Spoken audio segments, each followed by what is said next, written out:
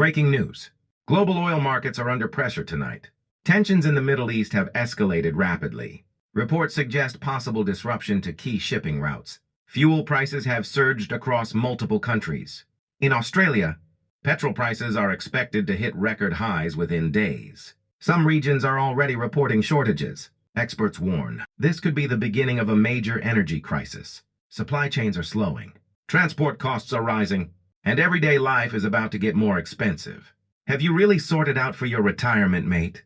Most people think retirement is simple. Work hard, save a bit, slow down a bit, enjoy the quiet.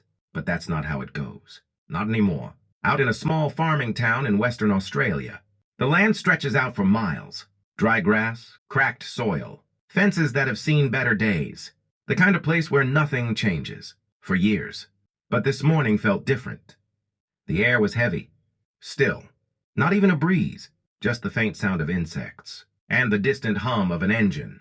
David's house sat alone on a patch of dry land, timber walls faded by the sun, a tin roof that creaked when the temperature changed. Inside, the air smelled faintly of old wood and coffee. Everything was quiet, too quiet. On the wall, family photos. A younger David, smiling, standing next to Elizabeth. Their two boys in front. Dirty boots, big grins. Now the room felt empty, like time had moved on. But the house hadn't. David poured hot water into a chipped mug. Steam rose slowly. He stood there for a moment, just watching it. Then, his phone buzzed. A message lit up the screen. "Dad, we're struggling. Can you help this week?" David read it once.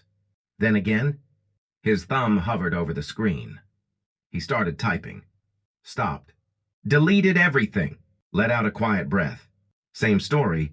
Before he could think further, his phone rang. "Mark," David answered. "Yeah." Mark's voice came through fast. Tense. "Dad, we're in trouble." In a big way. There was noise behind him. Voices. Machinery. Then silence again. "Fuel prices have gone mad. We can't afford deliveries. Orders are stacking up. Customers are pulling out." David leaned against the bench. Said nothing. Mark kept going. "You wouldn't get it. You're out of it now. Retired?" That word hung there. David's eyes shifted slightly.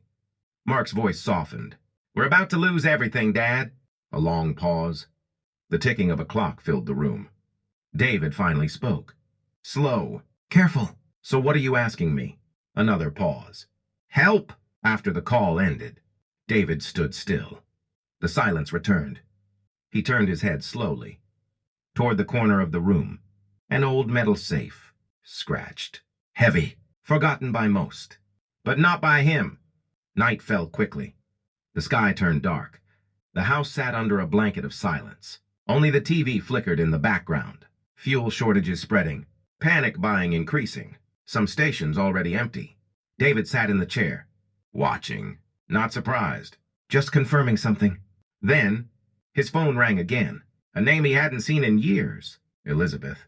He stared at it. Longer than before. Then answered. "Didn't expect your call." Her voice was sharp. Straight to the point. "No time. I need to know something." David frowned slightly. "Go on." A pause. Then, "Do you still have it?" The room felt colder. "Have what?" Her voice dropped. "Clear. Serious. The fuel."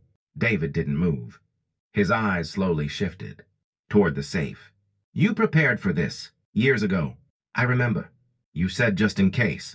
David exhaled slowly. "That was a long time ago." She didn't hesitate. "Well, it's not anymore." Silence.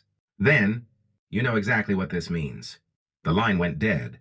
No goodbye. No explanation. Just gone. David stood there. The hum of the fridge in the background. The ticking clock.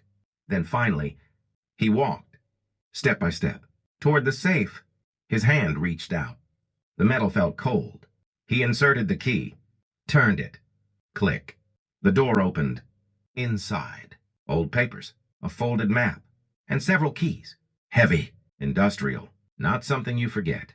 David picked them up, held them in his hand. All right. Morning came fast. The sun hit hard. Dry heat already building.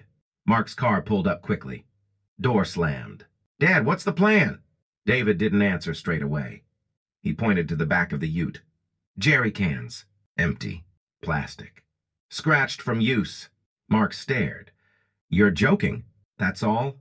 David shook his head. Nah, just the beginning. They drove in silence. The road shimmered in the heat. The radio kept talking. Record fuel prices. Shortages worsening. Mark rubbed his face. This is completely cooked. David kept driving. You haven't seen anything yet? When they arrived at the servo, the noise hit them first. Engines idling. People shouting. Doors slamming. Cars lined up down the street. Only 20 liters! That's it! No more after this! A bloke slammed his hand on the pump. Another argued with staff. Tension everywhere. Mark looked around. This is bad, Dad. But David didn't even move toward the line. Instead, he turned. Walked away. Mark followed quickly. Dad, where are you going? David didn't look back. Not here. Behind the station, there was a storage shed.